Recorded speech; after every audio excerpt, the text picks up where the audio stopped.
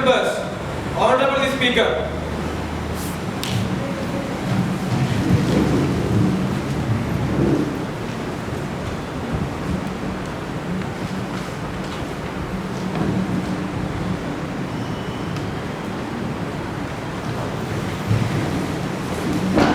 Let's begin with the oath taking. Member to take the oath and affirmation. Secretary General, please. Srimati Krishna Priya, who I have been elected from the Thrissur constituency of Kerala, will now take the oath or affirmation. Srimati Krishna Priya, please.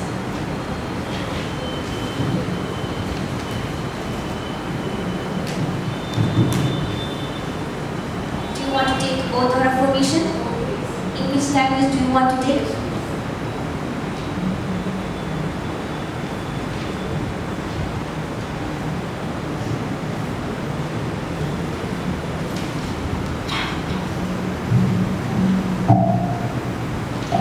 I, Krishna Priya, having been elected a member of the lower house of the Youth Parliament, do swear in the name of God that I will bear true faith and allegiance of the Constitution of India as by the law established, and that I will uphold the sovereignty and integrity of India, and that I will faithfully discharge the duties upon which I am about to enter.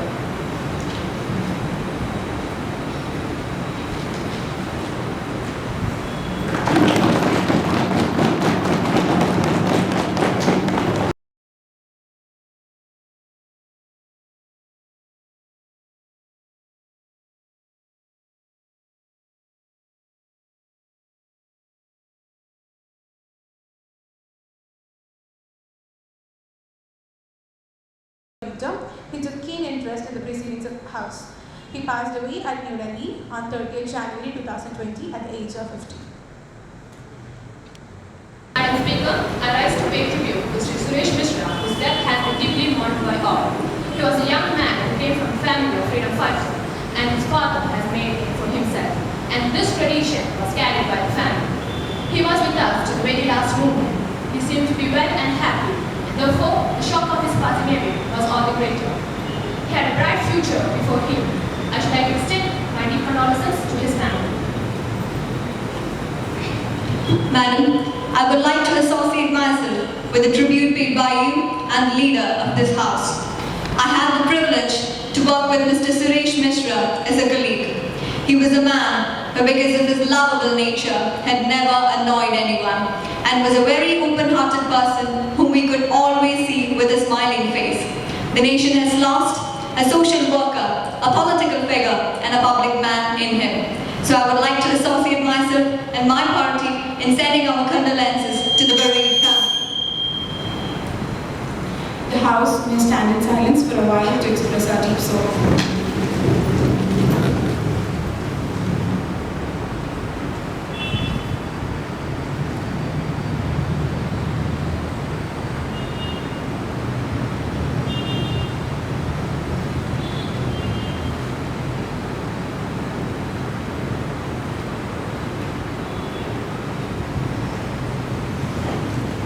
General may convey the message of condolences to the bereaved family. Now we move to the introduction of new ministers. Prime Minister introduce our new ministers. Honorable Speaker, it's my pleasure to introduce to you and to you, to the House, my colleagues, the new Minister, Srimati Bhagananda, Minister of Irrigation, and Sri Ashik Daniel, Minister of Civil Supplies.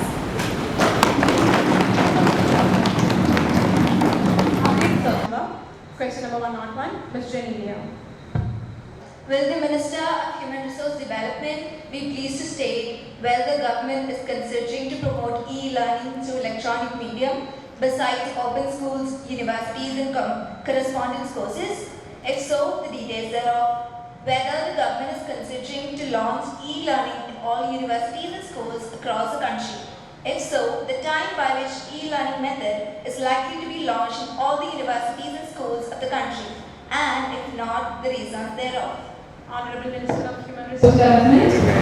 Honorable Speaker, Madam, Ministry of Human Resource Development is administering a program, National Mission on Education through Information and Communication Technology to leverage the potential of ICT to make the best quality content accessible to all the learners in the country free of cost, which inter area includes study web of active learning for young aspiring minds, Swayam Prabha, National Digital Library of India, spoken tutorials, free and open source software for education, virtual lab, e-Yadra and e-Shod Sindhu. Also, study materials developed by NCERT in the form of e-resources, audio, video interactive, etc.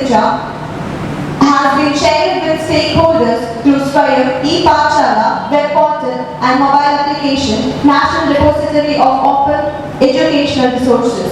Further, the digital infrastructure for knowledge sharing, Diksha, platform launched in 5th September 2017, was presently used by CBSE, NCERT and several states and union territories to host e-content. It has inbuilt capability to leverage machine learning, artificial intelligence and also data to provide needed guidelines and personalization for the needs of teachers and students. Next question number 102, Ms. Shivani Ramarajan. Madam Speaker, Madam, question number 102, will the Minister of Finance be pleased to state whether the government is aware of the delay in disbursal of education loan by nationalized banks? If so, the details thereof. Whether the government is aware that the nationalized banks are demanding collateral securities for approving education loans. If so, the details thereof. The number of education loan applications approved by nationalized banks in the country during the year 2019-20. Honorable Minister of Finance.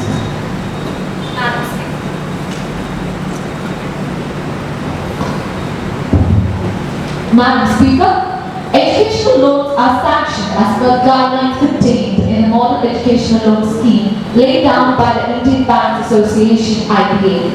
IBA, inter alia, provides for educational loan applications to be normally disposed of by banks within 15 days to 1 month of the receipt of loan application, complete in all respects.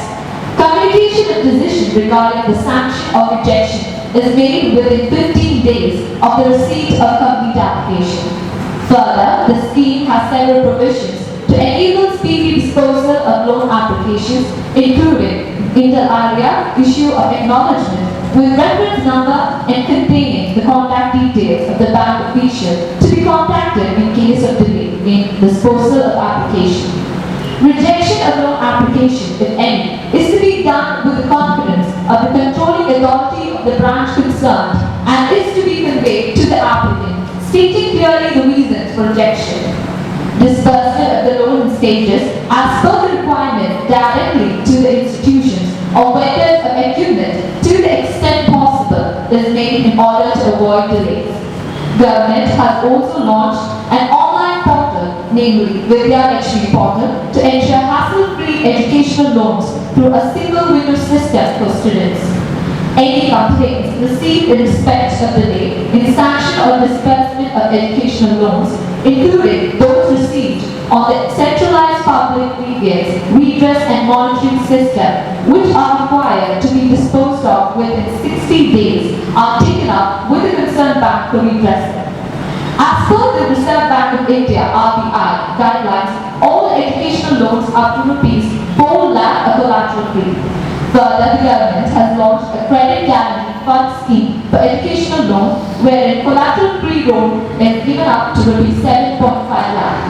Madam Speaker, the number of educational loan applications approved by nationalized banks in the country during 2019-2020 up to December 2019 is 1,64,168. Next question number 103, Ms. Aditya S. Kumar. Madam Speaker, question number 103. Will the Minister of Environment, Forest and Climate Change be pleased to state whether the government has any plan to allocate more funds for the conservation of lakes in Kerala? If so, the details thereof. Whether the government has noticed that the ecological balance of Vemna Lake in Kerala has been severely affected due to the recent floods in Kerala. If so, the details thereof. And the details of the schemes that are to be implemented in Vemna Lake as part of its conservation during the next 3 years. Minister of Environment, Forest and Climate Change. Madam Speaker, for the answer of A and B, the funds under centrally sponsored scheme of NPCA has allowed that for all the states on their requirements and proposals received. So far, an amount of rupees 970.272 have been released to the government of Kerala for the welfare and management of wetlands, which includes 184.042 for Ashtamudi and rupees 88.855 for Shastankota and 60 lakh for Koduli, rupees 69.925 for Kudanadu, rupees 84.45 lakh for Vemanam Court and rupees 430 lakh for Veli Aguri. And as the answer for C and D, from the information received from the government of Kerala, preliminary post-flood assessment of wetland ecosystem with special focus on the Ramsar region of Kerala was done by a team of Directorate of Environment and Climate Change. And the brief report reveals that in Vemanam wetland, most of the region have been fully damaged, especially the area of Kottapilli, that is Kochi Barnos and Munambam Barnos. And the other problems such as the ecological problem, the reproducing native fish diversity, and the appearance of fish disease, that is episodic ulcerative syndrome, which is more in fishes like red belly tattoo or corialla, and the solid waste accumulation and other plastics in the spawning and feeding grounds was also observed. Along 11 locations such as Muluvukadu, Vallarpadam, Vaipik, Kumbalam, Nettu, Pallippuram, such kind of 11 places have also been noticed. And Kumaragam damage occurred to all stretches of mangroves due to the accumulation of plastic and other solid waste as a result of flooding. And in Viyapuram, the short trees like R20 have been uprooted. And for the answer of last question, that is question E, an integrated management action plan for Vemanam was already sanctioned by the government of Kerala in the financial year of 2017 and 18. An amount of rupees 140.75 have already been sanctioned in the request of 1640 crores, that is 84.45 lakh for the central government and 56.3 lakh for the state government. And the goal of the management planning for Vemanam Port is to conserve its rich biological diversity and to maintain the full ecosystem which serves derived from wetland complex. And the purpose is to integration of the biological diversity and ecosystem which serves values in river basin. And the coastal zone conversion and developmental planning which focuses mainly on the sustainability of backwater tourism, monitoring and evaluating ecological character changes, capacity building, sustaining wetland agriculture, ensuring the balance between the coastal processes and hydrological connectivity and the land adaptive management. The action plan is envisaged under mainly three components. Initially, the institutional arrangement, conservation of ecosystem and biological diversity, and the communal livelihood. Question number 104. Arjun Prince. Madam Speaker, question number 104. Will the Minister of Panchayati Raj be pleased to state whether the government has received complaints regarding corruption taking place in developmental works being done at the Panchayati level? If so, whether the government has taken any steps for permanent solution of such complaints? Minister of Panchayati Raj. Honorable Speaker, yes, complaints are received in the ministry regarding corruption in the developmental works undertaken at the panchayat levels through grievance redressal mechanism in place on centralized public grievance redress and monitoring system, portal as well as offline. Constitution of India establishes a federal structure of government, and according to the provisions of the Constitution, panchayat, being local self-government, is a state subject and part of the state list of 7th schedule of Constitution of India. Mandate for setting up of panchayat is provided by Article 243, Part 9 of the Constitution of India. Since panchayat is a state subject in the state list, the complaints regarding panchayats on all issues, including corruption, are transferred to respective state governments for appropriate action. In order to promote transparency and accountability, the ministry has provided guidelines to states to carry out social audit of the works or activities undertaken by the Gram Panchayats. Besides, Ministry of Panchayati Raj has also set up and is implementing a holistic e-governance system under the e-Panchayat Mission Mode project, wherein a suitable of core software applications for panchayats have been developed. These applications address budgeting, implementation, accounting, monitoring, social audit, etc. One holistic annual plan, the Gram Panchayat Development Plan, through converging resources and schemes of sectors allotted by the respective state through their Panchayat Raj Acts to the Gram Panchayats and approved by Gram Sabhas. The works are taken up by the Gram Panchayats during the year out of the work enumerated and prioritized in GPD. Thank you. Now, question hour is over. No more supplementary, please. Ms. Atulya Madhu, breach of privilege. Madam Speaker, a serious breach of privilege has been committed by the leading newspaper of Delhi while commenting on the recommendations of the Public Accounts Committee. The paper had attributed dishonest motives, and I have requested you to allow me to raise a question on that matter now. Srimati Atulya Madhu, having given notice of it earlier, you may give due notice along with the newspaper cutting that I shall consider it. You cannot spring a surprise on me like this. I have already submitted the notice of it at 10 a.m. today. It will be examined when it comes to me. I shall consider it and let you know my decision.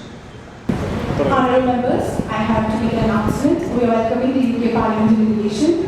On behalf of the Honourable members of the House, I have a great pleasure in extending a warm welcome to His Excellency Mr. Lindsay Harvey, Speaker of the United Kingdom Parliament, and the Honourable members of the United Kingdom Parliamentary delegation who are on visit to India as our honoured guests. The other honourable members of the delegation are Mr. Lindsay Harvey, Speaker, Mr. John Bercow, Member of Parliament, Ms. Catherine Richard, Member of Parliament, Ms. Rose Wilford, Member of Parliament.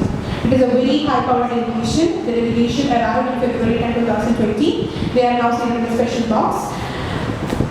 We wish them a happy and fruitful stay in our country. We also convey our warm greetings and very best wishes to them, to Her Majesty the King of England, the Prime Minister, the UK Parliament, the government, and friendly people of United Kingdom.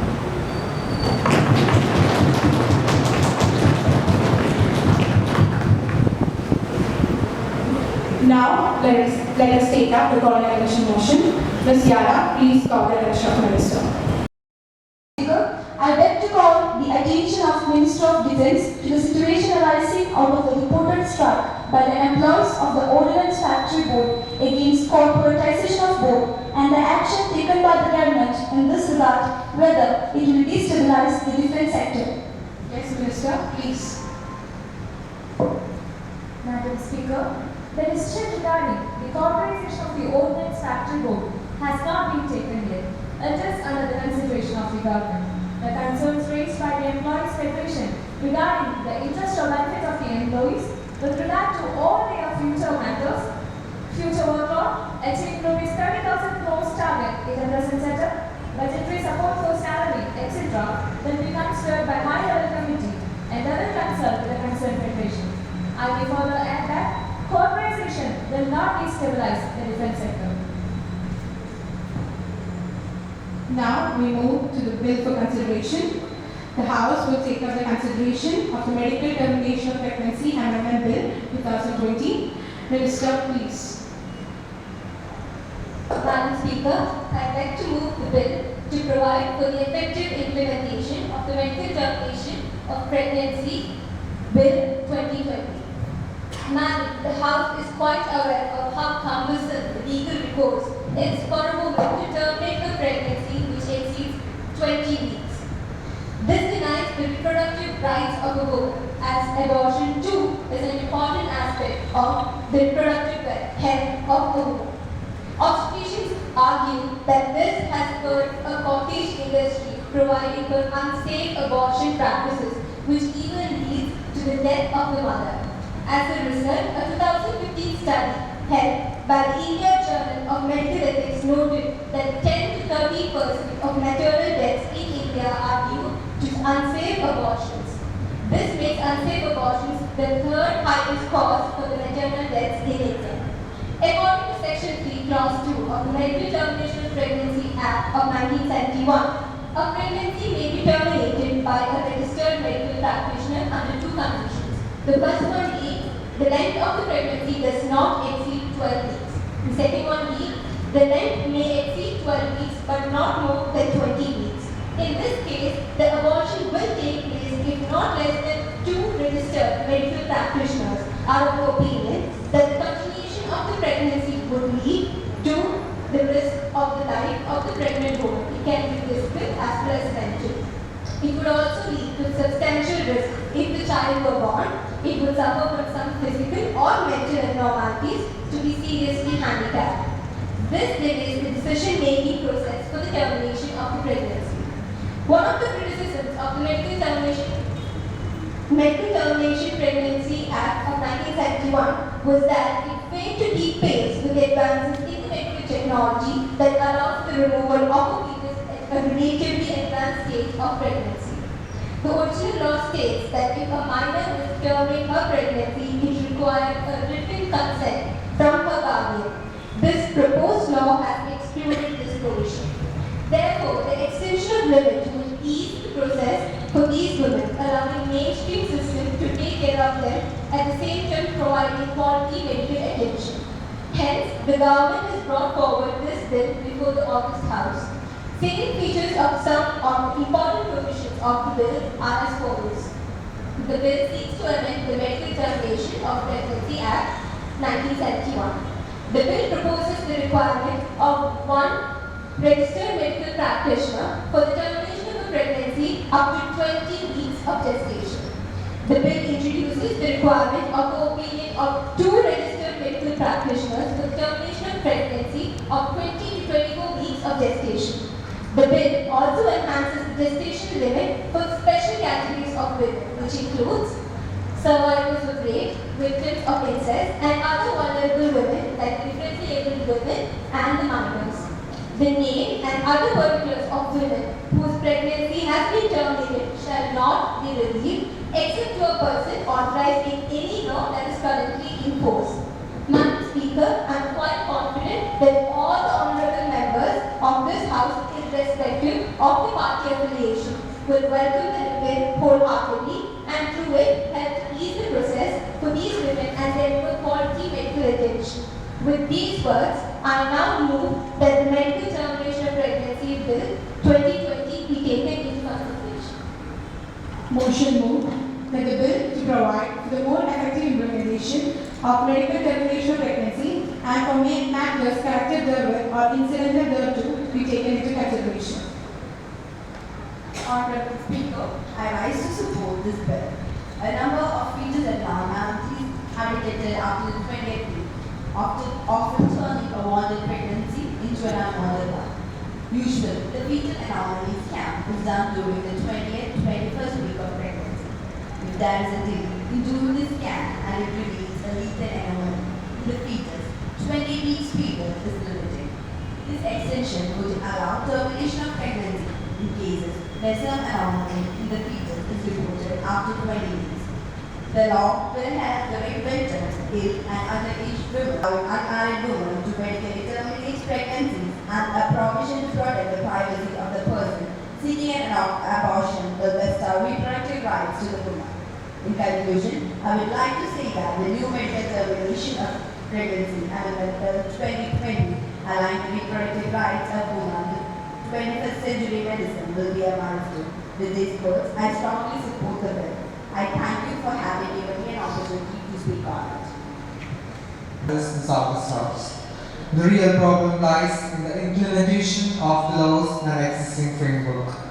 It is the responsibility of government to ensure that the NTP Act is done by qualified doctors or surgeons in registered clinics or hospitals. The concerned authorities need to deal with the genuineness of the reasons behind abortions. Because there have been cases reported where MTP Act is performed on flimsy grounds such as family weddings, examinations, tubes, etc. Such abortions are conducted by medical practitioners for financial gains and go unchecked on most occasions. Such abortions have both short-term and long-term consequences.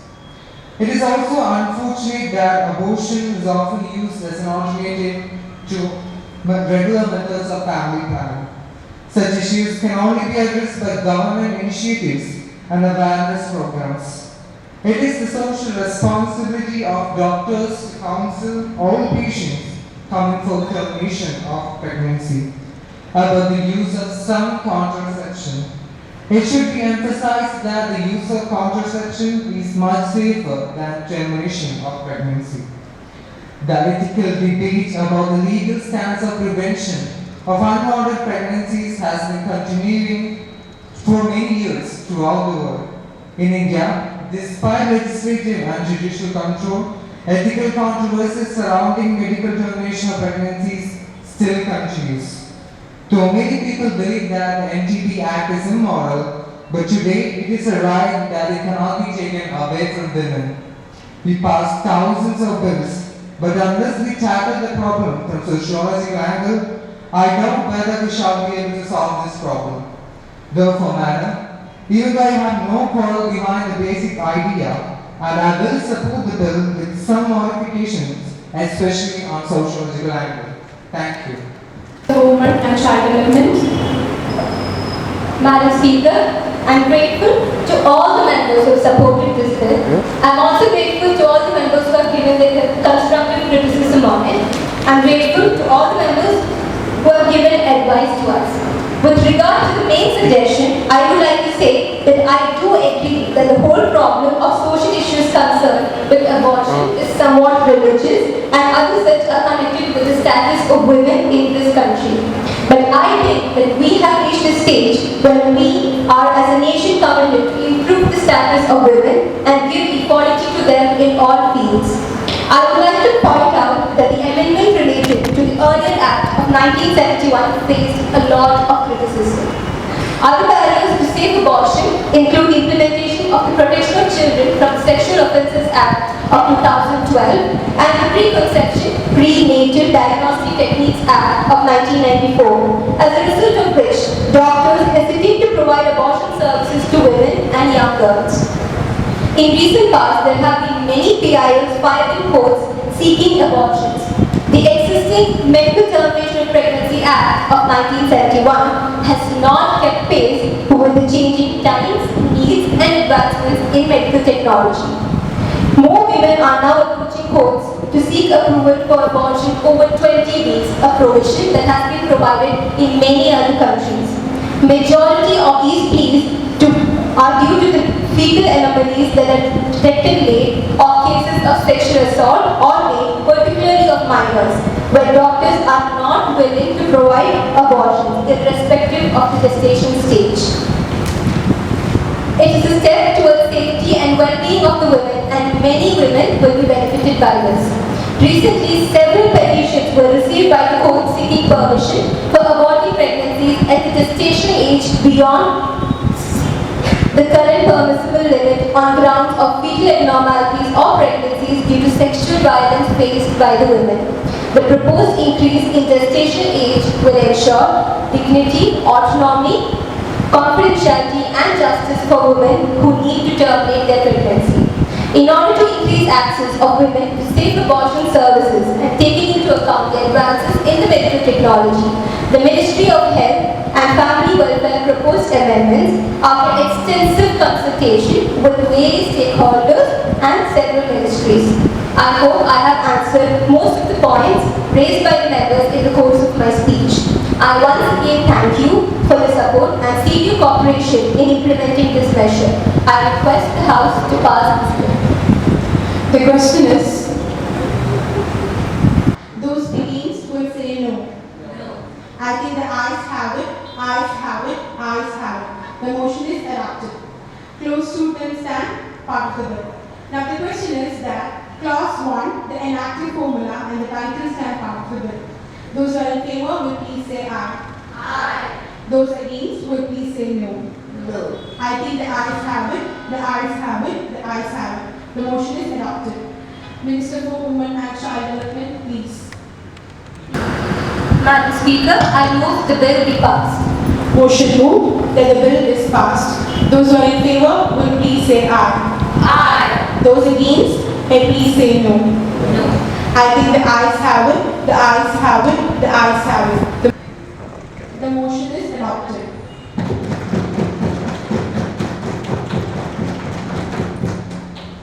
Now, we move to the private members' resolution. The House will take up the Parliament resolution. Sri will postpone Tony to move the resolution. Honorable Speaker, I move the following resolution. This House recommends that the government should take steps to combat effectively the spending millions of drugs and narcotics which are degenerative to the nation, especially the younger generation, and to make institutional arrangement for rehabilitation of drug addicts. Honorable Speaker, drug addiction is one of the greatest problems confronting our country today. It is weakening the country and destroying our youth. Today, drug taking is not the exclusive phenomenon among a selected group of dropouts in big cities. It is now rampant in small towns and even villages along the length and breadth of our nation. The great tragedy is that even young children are not being spared. You'll be shocked to learn that in Bombay, unsuspecting young innocent children are being made addicts by inserting the drug in the streets. Once addicted, it is almost impossible to give up the habit. The children finally end up even resorting to crime to get money to buy these drugs. I feel that the main reason for the increase in drugs within our country is because it has become a center for international drug trafficking. There is a lot of money involved and big guns are in the field. It is tragic that in their greed to make money, these criminals do not hesitate even to destroy the lives of others. Today, it is not a simple law and order or health problem. The problem has to be tackled on many fronts by the government.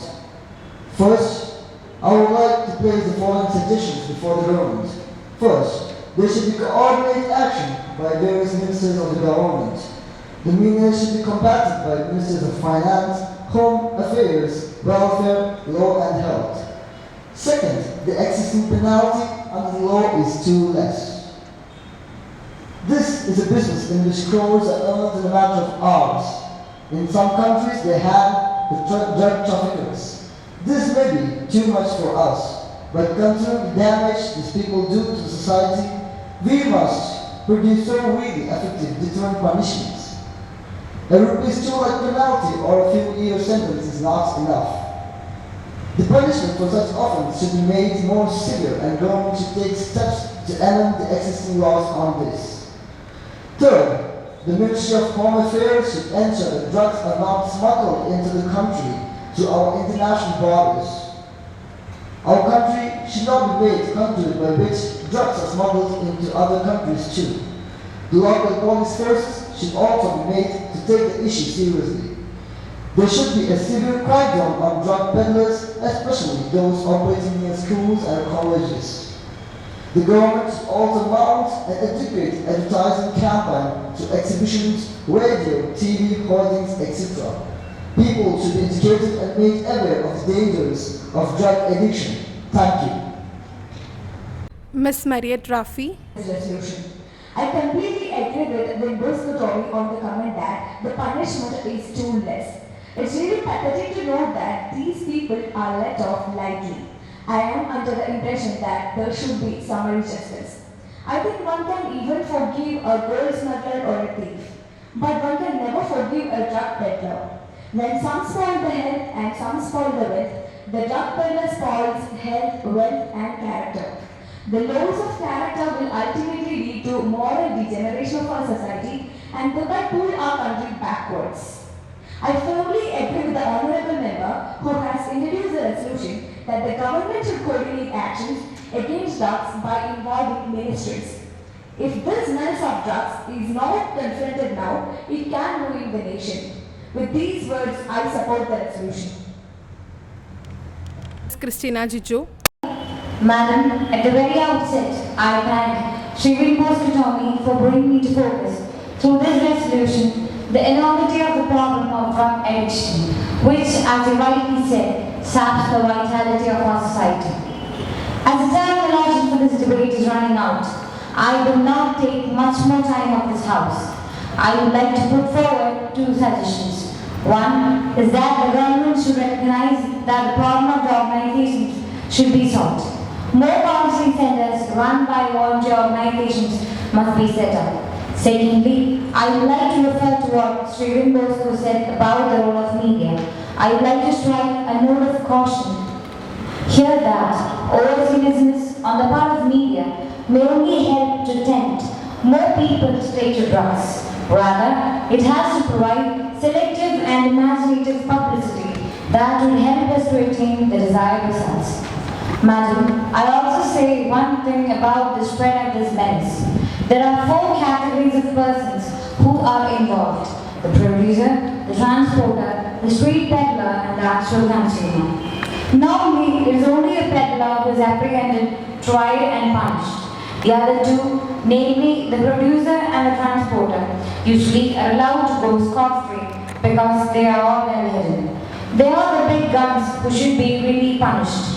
The government should take steps to rectify this state of affair and must ensure that the first 2 categories of persons are also arrested and given summary punishment. Then only can this problem be controlled to some extent. With these words, I once again express my gratitude to the honorable member of this house, Sri Bosco Tommy, who has drawn our attention to the problem, and I am sure that the government will look at the problem with the gravity it deserves. Ms. Shivani Patmarajan.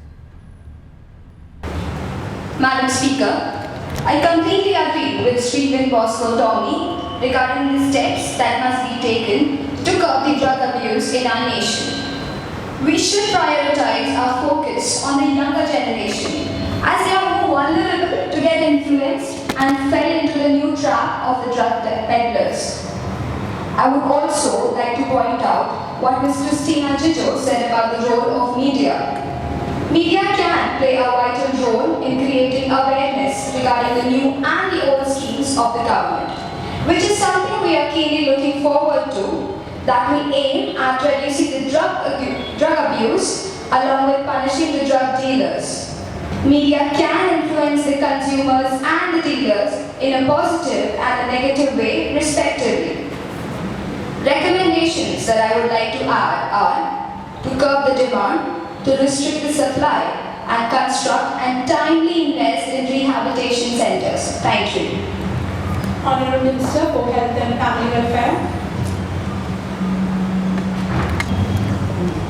Honorable Speaker, Madam, I congratulate the mover of the resolution, Sri Bosco Tommy, as well as the other honorable members who have spoken on the resolution for focusing at the altar of public opinion, one of the vital social and health issues the country is facing today. The purpose of my intervention is only to place before the House the various efforts made by the various departments of the government to combat this serious menace. Madam, I would like to submit the law this government brought about, the historic piece of legislation, the Narcotic Drugs and Psychotropic Substances Act 2014. Madam, the Act enhances the punishment of rigorous imprisonment. The conspiracy have become cognizable and entail the same punishment. Rewards for informers who contribute to detection and seizure have been enhanced from 10 to 20%. Special cells have been created in all custom collectorates in the country. Special drives have been launched by the Delhi and Bombay police. Also, sea coast and land border vigilance have been enhanced.